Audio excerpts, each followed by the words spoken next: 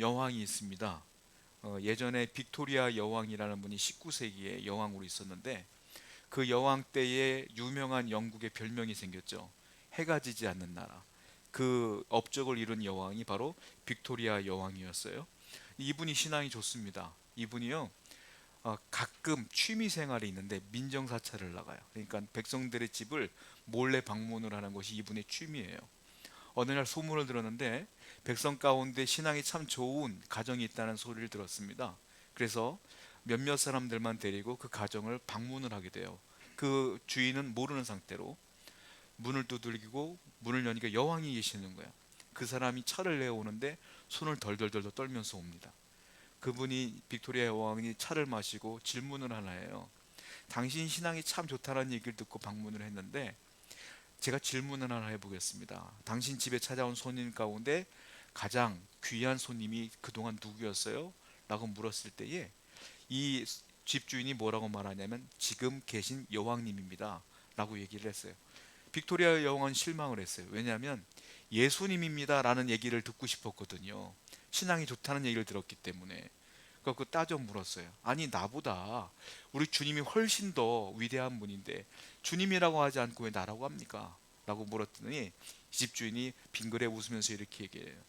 우리 예수님은 손님이 아니셔요. 이 집의 주인이십니다. 손님 중에서는 여왕님이 최고입니다. 이렇게 얘기를 해서 여왕이 멋쩍었다라는 얘기가 있어요. 여러분, 신앙이 좋고 나쁨을 우리가 판단을 하는데 여러분들은 어떻게 신앙이 좋고 나쁨을 판단합니까? 저 사람은 신앙이 좋아, 저 사람은 신앙이 별로인 것 같아. 어떻게 판단을 하시죠? 여러분, 신앙의 본질을 봐야 돼요. 신앙의 본질은 뭐냐면 주님과 함께 사는 게 신앙의 본질이에요. 우리 주님과 내가 함께 사는 게 신앙의 본질인데 많은 분들은 그걸 보지 않고 뭘 보냐면 저 사람이 그때 이번에 이렇게 저 해외에다 이런 교회를 줬대, 신앙이 좋구만, 이렇게 판단할 때가 있다는 거예요. 저 사람은 어릴 때부터 신앙생활을 수십 년을 했대, 신앙이 좋구만. 여러분, 그거는 눈에 보이는 건 업적은 신앙의 본질이 아니에요. 신앙의 본질은 뭐냐면 지금 현재 내가 주님과 살아가고 있느냐, 주님이 내 안에, 내가 주님 안에 거하고 있느냐, 이게 가장 중요한 거거든요. 오늘 본문에서 우리가 알 수 있는 것은 신앙의 본질이 무엇이냐, 신앙의 본질이 얼마나 하나님께서 보시기에 위대하게 바라보시느냐, 그걸 살펴보려고 그래요. 저는 여러분들이 신앙이 다 좋기를 원해요. 신앙이 좋은 게 뭐냐면 이 본질을 따라 살아가는 게 신앙의 본질인데 이 신앙의 본질을 따라 잘 사신 분이 있다는 거예요. 오늘 본문을 보니까 누가 나왔어요? 에녹이 나왔다라는 거예요. 에녹은 어떤 사람이냐면 에녹은 한마디로 평가합니다. 히브리서 11장 5절을 보면 에녹을 히브리서 기자가 평가를 하는데 한번 성경을 보면서 얘기를 해볼게요. 읽습니다. 시작.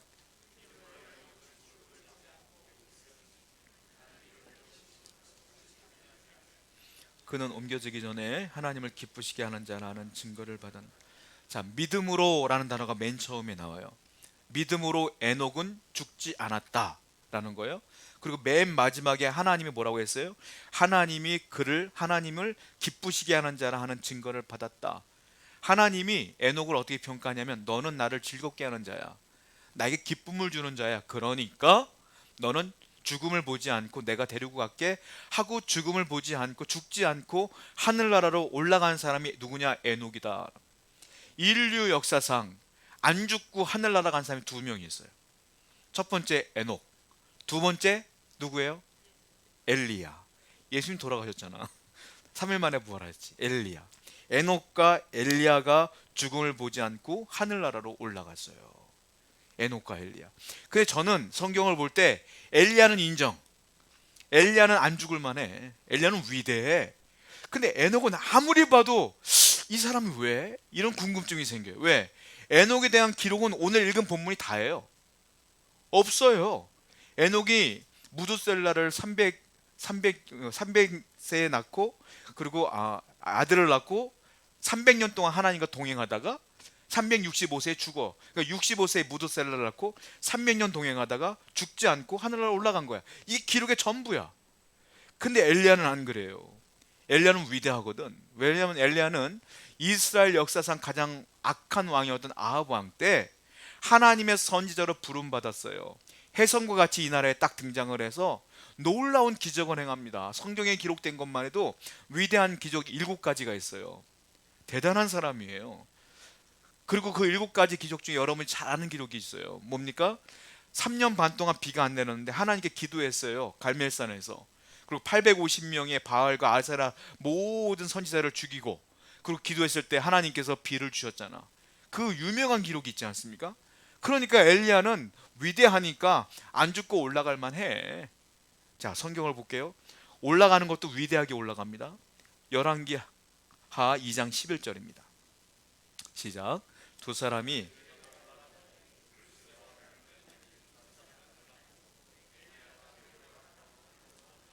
회오리 바람 타고 올라갔어요. 엘리야는 얼마나 위대합니까? 영화의 한 장면이에요. 완전히 사람이 안 죽고 인사 다 하고, 엘리사와 인사 다 한 다음에 네가 나 다음 선지자야 라고 얘기하고 회오리 바람 타고 쫙 올라가요. 엘리사가 그걸 딱 보고 이제 지팡이를 들고 두 번째 타자로 이제 나가는 거예요. 자, 얼마나 위대합니까?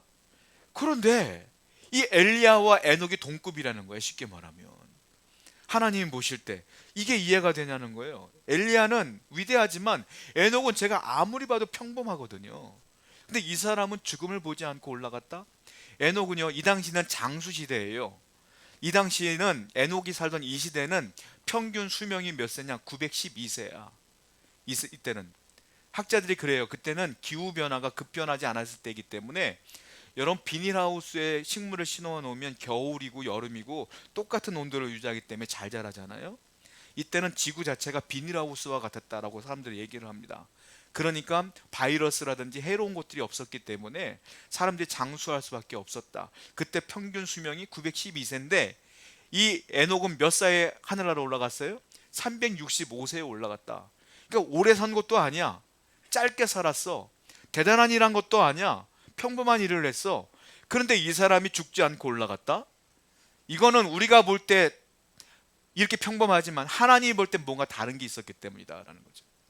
하나님의 기준과 사람의 기준은 다르다는 거예요. 자, 하나님은 무엇 때문에 에녹을 그렇게 죽지 않게 하시고 올려보냈느냐? 창세기 5장 22절과 24절 한번 읽어보겠습니다. 시작. 무도셀라를 낳은 후 에녹이 하나님과 동행하더니 하나님이 그를 데려가심으로 세상에 있지 아니하였다. 여기 보시면 이 당시에 창세기를 읽어보시면 알 거예요. 족보를 보면 누가 누구를 낳고 몇 세를 살다가 죽었더라, 누가 누구를 낳고 몇 세를 살다가 죽었더라, 이게 계속 반복되어져요. 근데 성경을 보면 희한한 게 있어. 에녹만큼은 몇 세 살다가 누구를 낳고 몇 세 살다가 죽었더라 이 말이 없어요. 에녹은 뭐가 했어요? 동행하더라 이 말이 있어요. 성경에서 유일하게 죽었더라가 없이 동행하였더라 이 말이 써있더라 라는 거예요. 그러면 이 동행이라는 단어가 뭔가 특별하다는 뜻이에요. 하나님 보실 때 뭔가 특별한 단어를 이 에녹의 인생에 집어넣은 것이다.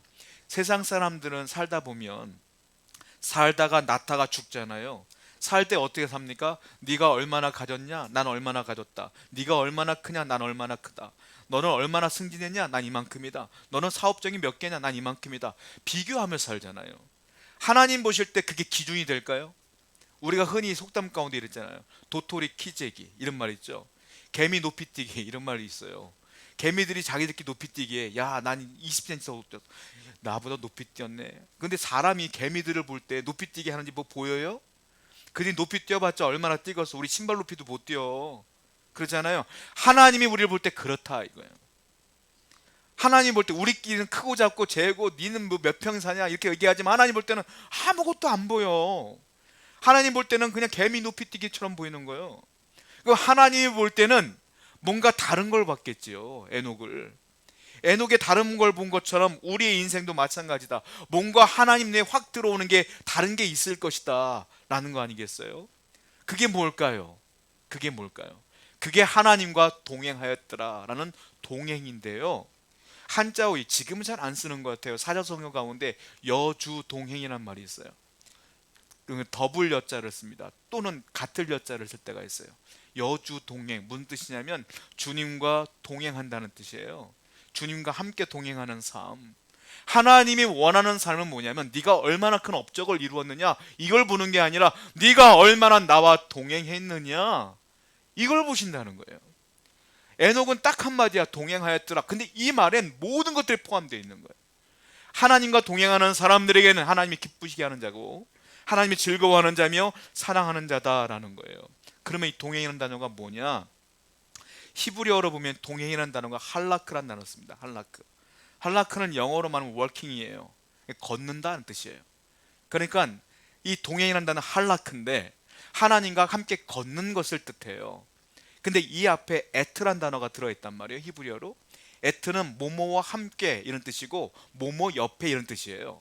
그러니까 이 에녹은 하나님과 함께 걷는데 어떻게 걸었냐면 하나님과 함께 걸은 거야. 근데 하나님과 함께 걷는 게 어떻게 걷냐면 그 니어하고 똑같은 단어거든요. 바싹 붙어서 걸었다는 뜻이요. 왜냐면 이 에트가 어떤 동사에서 나왔냐면 바싹 붙다에서 나온 단어야. 그러니까 옆에 있는 게 아니라 아주 바싹 붙어서 동행하는 거예요. 하나님하고 손 꼭 붙들고 우리가 아이들 키울 때 애들 넘어질까 봐 꼭 안고 다니잖아요. 아니면 손 잡고선 떨어지지 않게 다니잖아요.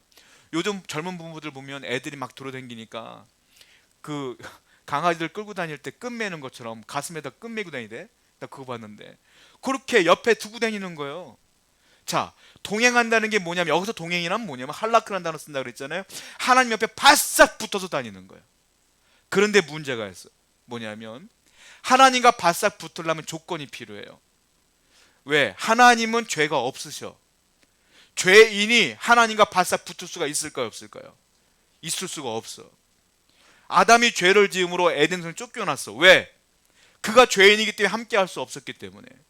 그러면 이 에녹이 하나님과 붙어 있었다는 건 어떤 뜻이냐면, 동행했다는 건 어떤 뜻이냐면, 이 에녹은 자기의 죄를 인식했다는 거고요.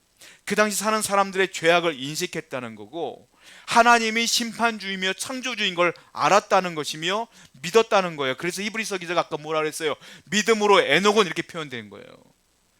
구약시였던 에녹도 믿음이 있었던 거다. 하나님이 나의 구원주이시며 심판주인 걸 믿었다는 거예요. 그래서 에녹은 뭘 했을까요? 회개를 했다. 하나님께 죄를 회개했고 하나님은 그 회개를 받으시며 그를 용서해 주었기 때문에 그가 하나님 곁에 머물 수가 있었던 거예요. 그러므로 우리는 알아야 돼요. 동행한다는 게 뭐냐? 동행한다는 건 먼저 내가 죄인인 걸 인식하는 거예요. 그리고 내가 죄를 지을 때마다 철저하게 하나님께 회개하는 거야. 그리고 주님이 나의 구원자이십니다. 나의 심판주이십니다. 이걸 늘 믿으며 하나님 앞에 늘 깨끗하게 살려고 하는 사람들이 누구냐? 그 사람이 동행할 수 있어요. 그렇지 않은 사람은 동행할 수가 없다. 그러므로 여러분들 교회 다닌다고 다 동행하는 게 아니에요. 목사라고 장로라고 다 동행하는 거 아니에요. 누가 동행하는 거예요? 목사일지라도 장로일지라도 집사일지라도 아니 오늘 교회 나온 사람일지라도 철저하게 내가 죄인인 걸 인정하고 하나님께 늘 회개의 삶을 사는 사람만이 동행할 수가 있는 거예요. 그러니까 에녹은 철저하게 하나님께 깨끗하려고 노력을 했다. 그래서 동행이 가능했다라는 건 아니겠습니까? 자, 그러면 이 에녹의 한 일이 뭐래요? 동행했다 그랬잖아요. 또 하나 한 일이 있어요. 뭡니까? 아들을 낳았어. 그 아들 이름이 뭐겠어요? 무드셀라예요. 무드셀라 이름의 뜻이 뭐냐면 그가 죽으면 심판이 오리라 이런 뜻이에요. 여러분 어떤 아버지가 아들을 낳는데 무드셀라라고 이름을 적겠어요? 그 뜻이 뭐라고요? 네가 죽으면 심판이 오리라. 이게 이름의 뜻이야. 그 말은 무슨 말이냐면 에녹은 심판이 올 줄로 알고 있었다는 거예요. 그러니까 이 아들에게 그 이름을 짓게 하면서 그 아들에게 믿음을 심어준 거예요. 왜? 그걸 어떻게 알았을까요? 하나님이 알려준 거예요. 에녹에게. 야, 내가 심판할 거야. 그 이후에 심판이 있었죠. 어떤 심판? 노아의 심판. 이 이후에 있었어요. 그러니까 하나님이 심판을 일으킬 거야 라는 걸 알았기 때문에 무드셀라라는 이름을 지은 거예요. 이런 것들을 보았을 때 동행이라는 단어와 아들의 이름을 보았을 때 에녹은 믿음이 있었다. 철저하게 하나님과 동행했던 이유가 있었다라는 걸 우리가 유추해 볼 수가 있다는 거예요. 그러면 하나님과 동행한다는 건 그것을 끝납니까? 죄를 회개하면 끝나요? 저와 여러분들은 이미 다 회개한 사람들이야. 그럼 그것을 끝나요? 아니에요. 하나님과 끊임없이 교제를 이루어 나가야 돼. 그래야 그게 동행이 되는 거예요. 교제한다는 건 뭐겠어요? 주님 말씀 한번 볼게요. 계시록 3장 20절입니다. 읽어봅시다. 시작. 볼지어다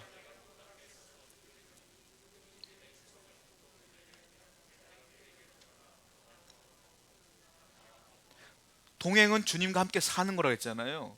그러면 주님이 뭐라 그랬어요? 내가 그에게로 들어가 그는 나로 더불어 먹는다. 이게 뭐예요? 주님과 사는 거야. 이게 뭐냐? 이게 동행이란 뜻이란 말이에요. 근데 동행을 어떻게 해야 돼요? 내가 문 밖에 서서 두드리노니 누구든지 내 음성을 듣고 문을 열면, 이 문은 마음의 문이요. 그러니까 주님을 내 마음의 문을 활짝 열고 영접하는 사람은 끊임없이 동행할 수가 있다는 거죠. 근데 이것으로 끝나냐? 그렇지 않아요. 주님은 이제 이 땅에 안 계시잖아요.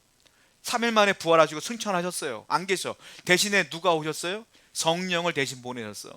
그분을 뭐라고 말합니까? 보혜사. 보혜사는 지금 저와 여러분과 함께 하고 있어요. 그분과 동행할 수가 있다는 거야. 성경을 볼게요. 요한복음 14장 16절입니다. 시작. 내가 아버지께 구하겠으니. 예수님이 성령을 뭐라고 표현하냐? 또 다른 보혜사라고 표현해요. 또 다른 보혜사라는 원래 보혜사가 있었다는 소리야. 그 원래 보혜사가 누구냐? 예수님이에요. 내가 원래 보혜사고 나는 너희들과 함께 할 수 없어. 이제는 또 다른 보혜사를 보내줄게. 그분이 성령님이다 라는 거예요. 이제는 우리는 성령님과 동행할 수가 있는 거예요. 그분과 교제할 수가 있는 거야. 그러니까 우리가 하늘나라 갈 때까지 그 성령님과 교제해야 되는데 어떻게 할까요? 어떻게 동행할까요? 주님이 말씀했어요. 요한복음 15장 7절 읽어봅니다. 시작.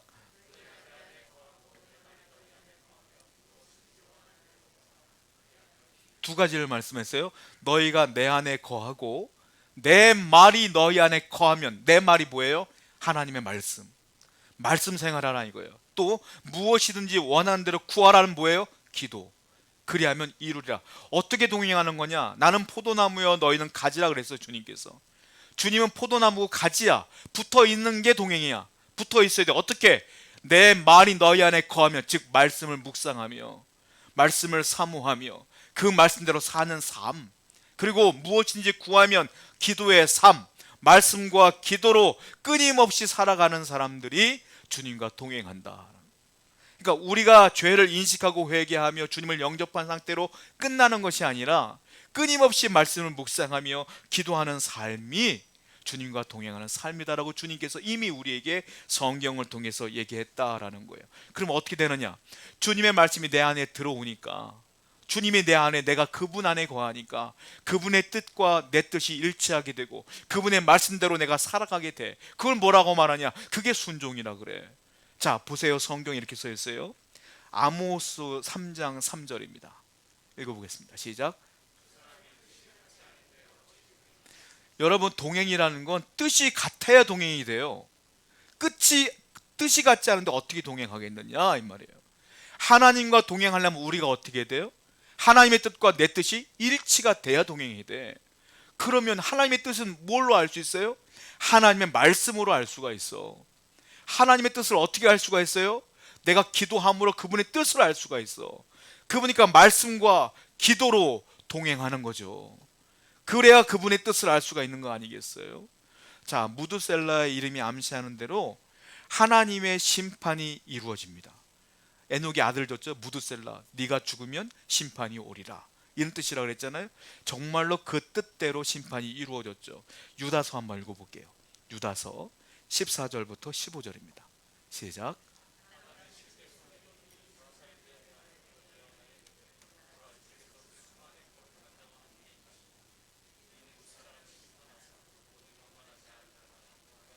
모든 경건하지 않은 일과 또 경건하지 않은 죄인들이 것을 그들을 정죄하려 하심이라 하였느니라. 여러분, 이 가족 관계를 보셔야 돼. 아담이 아들을 낳죠. 가인 아벨을 낳는데 가인이 아벨을 죽였죠. 그래서 하나님이 또 다른 아들을 줬어요. 셋인 아들을 줬어요. 하나님의 뜻은 가인으로 이루어지잖아요. 이제는 족보가 셋으로부터 이루어져요. 셋의 족보가 창세기에 기록되어 있는 거예요. 쭉. 아담의 7대 손이 누구라고 했어요? 에녹이라고 그랬죠. 에녹이 아들을 낳았어요. 그 아들이 뭐라고요? 무두셀라예요. 그 무두셀라가 몇 살을 살면 969세를 살아요. 아주 장수를 했어요. 무두셀라가 아들을 낳았어요. 그 아들이 누구냐? 라멕. 그 라멕이 아들을 낳았어요. 그 아들이 누구냐? 노아예요. 그러니까는 노아의 아버지가 라멕이고 라멕의 할아버지가 무드셀라야. 그리고 이 에녹은 누구냐? 노아의 증조 할아버지야. 그러니까 하나님께서 예표를 하시는 거예요. 아들을 낳는데 무드셀라, 그가 죽으면 심판이 오리라. 이게 기가 막힌 게 뭐가 기가 막히냐면, 에녹은 그렇게 아들을 낳고 이름을 져놓고 죽어 하늘나라 올라갔잖아요. 무드셀라가 969세를 사는데 노아가 600세에 노아의 홍수가 벌어져요. 그때 어떤 일이 벌어지냐? 무드셀라가 죽던 해야. 그때가 무드셀라가 죽고 노아가 600세가 됐을 때 노아의 홍수가 벌어진 거예요.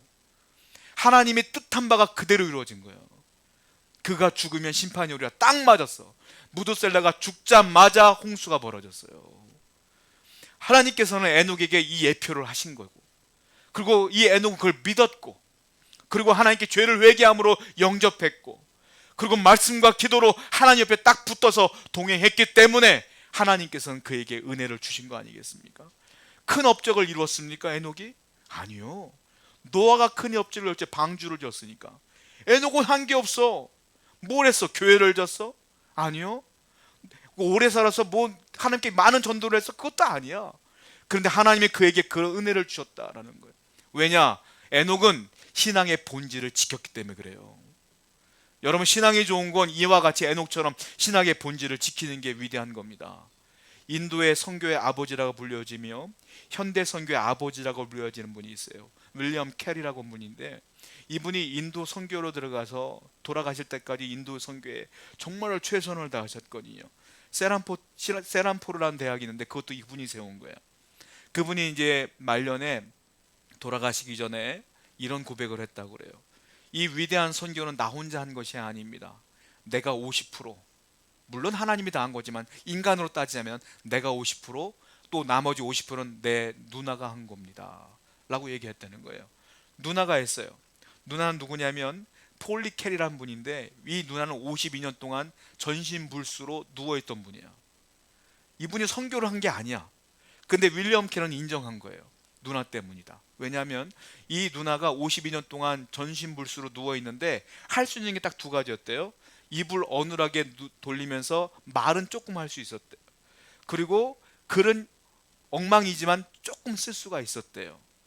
이 두 가지를 갖고 52년 내내 뭐 했느냐? 동생을 위하여 매일 기도하고, 하나님이 주시는 응답을 그 글로 써서 동생에게 편지를 붙여주며, 그 윌리엄 캐리가 선교 현장에 그 편지를 받고 위로를 얻고 힘을 얻고 이 선교를 다 감당했다고 하는 거예요. 이 누나였던 폴리 캐리는 신앙의 본질을 지켰던 분이고, 하나님께서 그를 또 그렇게 사용하신 거예요. 여러분, 우리가 볼 때는 저분은 위대하셔 이렇게 볼 수 있지만, 하나님은 그분들도 사용하지만 이와 같이 신앙의 본질을 따르는 사람들도 못지않게 사용하신다. 우리는 그래서 신앙의 본질을 지키는 것이 중요하다라는 거예요. 자, 에녹은 이와 같이 하나님과 동행했어요. 결과물이 있을 거 아닙니까? 하나님이 주시는 복이 있어요. 그 에녹에게 어떤 걸까요? 첫 번째, 기쁨을 주십니다. 자, 다윗이 이런 고백을 했어요. 시편 4장 7절부터 8절 한번 읽어보겠습니다. 시작. 주께서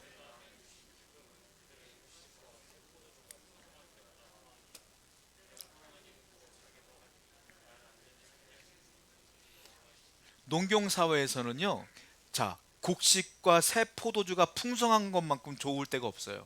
농경사회에서는 그렇잖아요. 추수가 많아지고 야, 포도가 주렁주렁 맺었구나, 뭐 기쁘잖아요. 그런데 다윗이 뭐라고 말하냐? 주께서 내 마음에 두신 기쁨은 그 기쁨과 비교할 수 없다. 다윗은 하나님과 동행하는 사람이에요. 다윗에게도 이러한 기쁨을 주셨고, 아까 에녹을 평가할 때 뭐라 그랬어요? 하나님이 그를 기뻐했다. 그리고 데려간 거예요. 에녹의 평생의 삶 속에 뭐가 있었냐? 이 놀라운 기쁨이 있었다. 하나님과 동행하면요, 여러분 마음 가운데 기쁨이 있어요. 그건 환경과 상관없는 거예요. 그거는 내 인생과 상관없는 거예요. 주님이 주시는 기쁨이 있어요. 이거는 아무도 빼앗을 수가 없어요. 저는 여러분 가운데 이 기쁨이 늘 있기를 축원드려요. 하나님과 동행하고 말씀과 기도 생활을 충실히 하시면 이 기쁨이 넘쳐날 줄로 믿습니다. 두 번째 은혜를 주셨어요. 무엇입니까? 고난 중에도, 어려움 가운데도 결국은 늘 승리하게 하시더라라는 거예요. 요셉도 하나님과 동행하는 사람이에요. 우리가 알다시피 얼마나 인생의 우여곡절이 많았어요. 형들에게 팔렸죠. 억울하게 옥살이 했죠. 그 만화님이 유혹했는데 자기는 그걸 지켰음에도 불구하고 누명 써서 감옥에 갔죠. 술관원이 내가 너 기억해 줄게 하는 거 2년 동안 속여 먹었죠. 여러 가지 얼마나 어려움이 많았어요. 그래도 하나님과 동행했거든. 그래도 결국 어떤 일이 벌어졌어요? 이 하나님의 뜻이 요셉에게 들어왔고, 하나님이 기다리가 하는 거구나. 기다렸어요. 결국은 하나님께서 승리를 주셨잖아요. 요셉의 뜻과 하나님의 뜻이 일치했을 때 기쁨이 충만한 거예요. 여러분, 찬송 가운데, 찬양 가운데에 이런 찬양이 있거든요. 원하고 바라고 기도함이라는 찬양이 있는데 2절 가사가 오늘 말씀과 너무 비슷해서 한번 제가 따왔어요. 한번 가사 한번 읽어볼까요? 주의 길을 걸어가는 동안에 세상의 것 의지할 수 없으니 감사하고 낙심하지 말 것은 주께서 참 기쁨이 되심이라. 하나님의 꿈이 나의 비전이 되고 예수님의 성품이 나의 인격이 되고 성령님의 권능이 나의 능력이 되기를 원하고 바라고 기도합니다. 이게 동행의 찬양이에요. 하나님의 뜻이 나의 뜻이 되고 하나님의 비전이 나의 비전이 되는 것, 그것을 내가 원하고 바라고 기도합니다. 이것이 동행하는 사람들의 삶의 비전이다라는. 다윗은 그랬고 요셉도 그랬고 에녹도 그래서 하나님의 은혜 가운데 거했다라는 거예요. 그리고 에녹은 우리가 알다시피 죽음을 보지 않고 하늘나라 올라갔잖아요. 하나님과 동행했던 모든 사람들은 인생 말년을 보면 평안한 임종을 맞이합니다. 하나님의 은혜 가운데 평안한 임종을 맞이해요. 어느 가정의 이야기예요. 어린아이가 교회 학교에서 에녹을 배웠나 봐요. 할머니가 물어봐요. 오늘 뭐 배웠니? 그 애가 얘기해요. 선생님이 그러는데 에녹 할아버지가 하나님한테 너무 사랑을 받아서 하나님이 어느 날 물어봤대요. 에녹아, 너 우리 집에 올래? 그랬더니 에녹이 네 그러죠 그랬대요. 그래서 에녹 할아버지가 하나님 집에 가서 지금도 영원히 살고 있대요. 이렇게 얘기를 한 거예요. 각색으로. 근데 정확하게 맞는 얘기를 한 거죠. 하나님과 에녹이 너무 친해서 떨어질 수가 없어서 그 집에 놀러 간 것처럼 그렇게 표현을 한 거야. 이게 동행하는 사람인데 임종이 평안해. 왜냐? 성경을 볼게요. 시편 23편 6절입니다. 시작. 내 평생의 선하심과 인자하심이 내가 여호와의 집에 영원히 살리로다. 다윗은 죽음이 두렵지 않은 거예요. 그리고 영원히 하나님 곁에 거하기를 원하는 고백으로 주님께 나아가요. 20세기 대표적인 크리스천 지성 중에 존 스토트라고 하는 목사님이 계셔요. 이분이 2011년도에 돌아가셨는데 저도 존 스토트 목사님의 책을 많이 읽으면서 영향을 많이 받았거든요. 지성과 영성을 겸비하신 분인데 이분이요, 습관이 하나 있대요. 돌아가시기 전까지. 어떤 습관이냐면 인사를 하는데 아침에 일어나면 외국 사람들은 늘 굿모닝 하잖아요. 인사를 하잖아요. 하나님, 성부, 성자, 성령 세 분께 꼭 인사를 할 때 아침에 일어나자마자 하나님 굿모닝, 예수님 굿모닝, 그리고 성령님 굿모닝, 이것을 돌아가실 때까지 하셨대. 그러니까 늘 하나님과 동행하려고 애를 쓰신 거지. 노력을 하신 거예요. 그분이 90세에 돌아가셨어요. 돌아가시는데 평생을 하나님과 동행했던 그분이 돌아가시는데 어떻게 돌아가셨냐면 가족들이 모인 곳에서 핸델의 메시아가 은은하게 울려 퍼지는 그 음악을 들으면서 가족들이 돌아가면서 하나님 말씀을 읽어주셨대요. 성경을 쭉 읽고 있다가 조용히 눈을 감으시면서 웃으면서 가셨대요. 찬송을 들으며 말씀을 들으며 웃으며 가셨어. 이게 하나님과 동행하는 삶의 마지막 모습이에요. 여러분들이 하나님과 평생을 동행하시면 이와 같이 인생에도 승리할 뿐더러 마지막 하늘나라 가는 날까지 하나님과 함께 평안함으로 가게 될 줄로 믿습니다. 이런 평안함을 누리는 여러분 되기를 축원드립니다. 기도하겠습니다.